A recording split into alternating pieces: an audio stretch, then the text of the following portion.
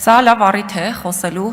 Հայաստանի անկախ սահմանադրական մարմնի իրական անկախության մասին։ Մարմին, որ պարտավոր է եւ կոչված է ապահովելու դատական անկախությունը մեր երկրում։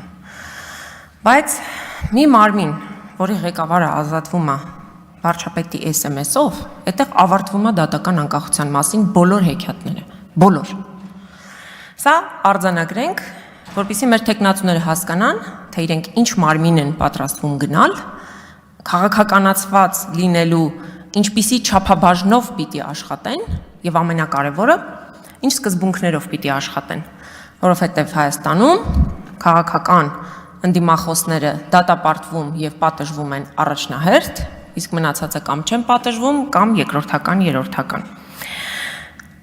Ես ուզում եմ ընթերցել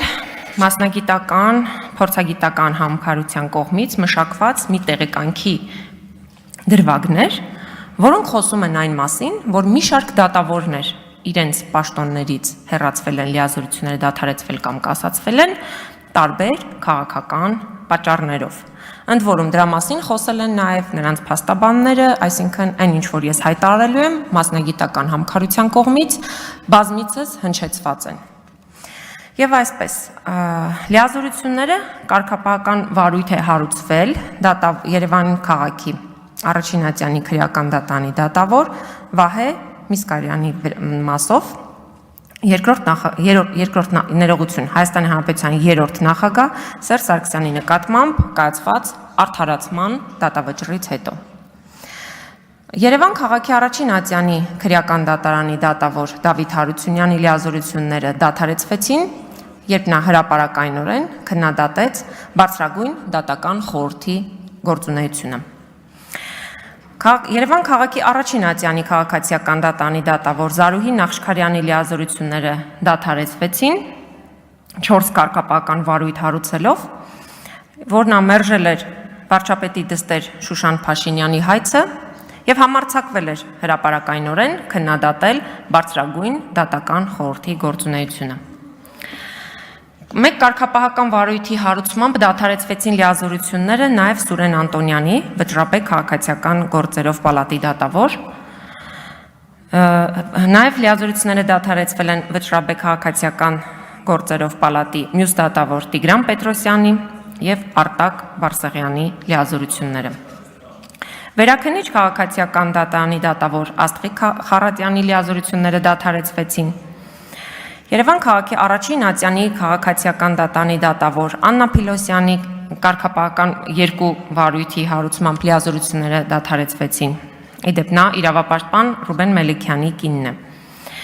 Դատավոր Արթուր Ստեփանյանը, որը առաջին ատյանի Երևան քաղաքի քաղաքացիական դատանի դատավոր է, դատավորների միության փոխնախագահ, նրա լիազորություններն են կասեցվել նույնատիպ հիմքերով։ Եթե շարունակեմ Բորիս Բախշյան, Դավիթ Գրիգորյան, Երևանի առաջին ատյանի դատավոր,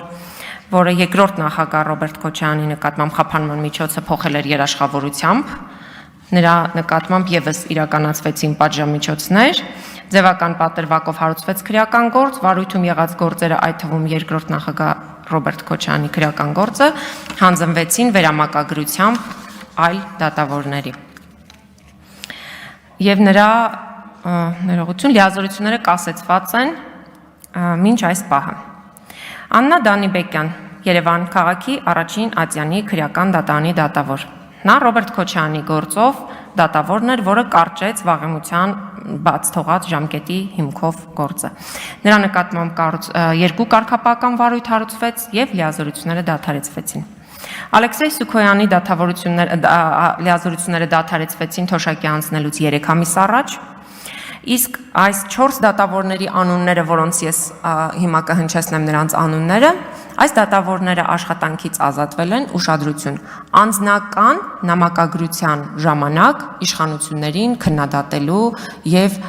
վատ խոսքեր ասելու համար։ Այսինքն դատավորների անձնական նամակագրությունը հասանելի է դարձել ինչ-որ մարդկանց եւ այդ անձնական նամակագրության բովանդակությունը տեղ հասցնելուց հետո դատավորները պատժվել են։ Այդ պատժված դատավորներն են Վերաքննիչ դատարանի դատավոր Սերգեյ Մարաբյան, Վերաքննիչ դատավարանի մյուս դատավոր Կարեն Մարդանյան, Վերաքննիչ դատարանի մյուս դատավոր Արշակ Վարդանյան եւ վերաքննիչ դատարանի մեկ այլ դատավոր Անդրանիկ Մնացականյան։ Դե իսկ Ռուբեն Վարդազարյանը, որը Բարձրագույն դատական խորհրդի նախագահն էր, նրա լիազորությունները դադարեցվեցին արդեն նաև որպես դատավորի, Սահմանադրական դատարանի որոշումը հրապարակայնորեն վերլուծելու համար։ Սա այն ամենն է, ինչ պետք է իմանալ Հայաստանի անկախ դատական համակարգի մասին։ Այսինքն անկախության մասին խոսելով դատարանները անկախ չեն դառնում։ Դատարանները անկախ չեն դառնում նաև այն պարզ պատճառով, որ Նիկոլ Փաշինյանի հրահանգով դատարանները շրջափակվեցին եւ դատարանների գործունեությունը խափանվեց։ Եվ նաև ուզում եմ հիշեցնել, որ Բարձրագույն դատական խորհրդի կազմում այս պահին, որ արդեն նրանք դատական խորհրդի կազմում չեն, այնուամենայնիվ այդ դատավորները իդեմս Կարեն Անդրեասյանի եւ մյուսների կայացրել են որոշումներ, որոնց հետևանքով առաջիկայում Մարդու իրավունքների Եվրոպական դատարանը կայացնելու է վճիռներ ընդդեմ Հայաստանի Հանրապետության։ Վճիռներ այն բանի համար, որ դատավորներին աշխատանքից ազատել են, դատավորների լիազորությունները դադարեցրել են,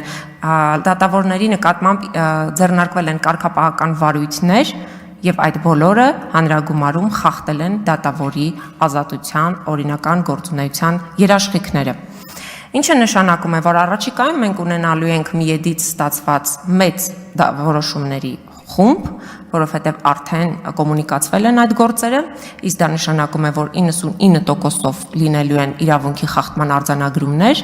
ինչը նշանակում է ընդդեմ Հայաստանի Հանրապետության կայացվելիք որոշումներ։ Եվ այդ որոշումների պատասխանատվությունը այլևս ոչ քաղաքական, ոչ թերևս ֆինանսական իմաստով, ոչ Կարեն Անդրեասյանը, ոչ Գագիկ Ջահանգիրյանը եւ ոչ էլ մյուսները չեն կրելու։ Կրելու են քաղաքական ուժը,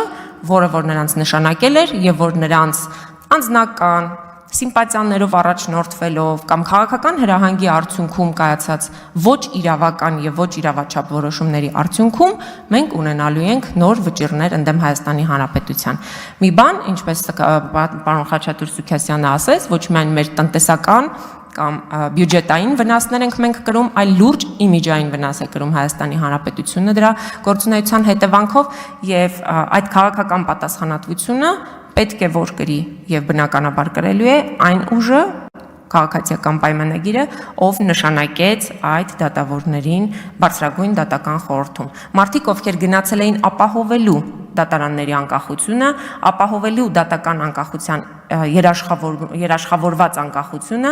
եւ նրանք սահմանադրական անկախ մարմնում գործելով ըստ այդության գործել են քաղաքական նպատակահարմարությամբ, ել չասեմ Կարեն Անդրեասյանը առաջնորդվել եւ ոգեշնչվում էր Նիկոլ Փաշինյանի լուսանկարով իր սենյակում փակցված եւ ստացվում է, որ այդ լուսանկարի թելադրանքով նա կայացրել է որոշումներ, որոնց բոլոր պարտականությունները եւ հետևանքները կրելու է Հայաստանի Հանրապետությունը տարիներ անց կամ գուցե շատ կարճ առաջիկայում։ Շնորհակալություն։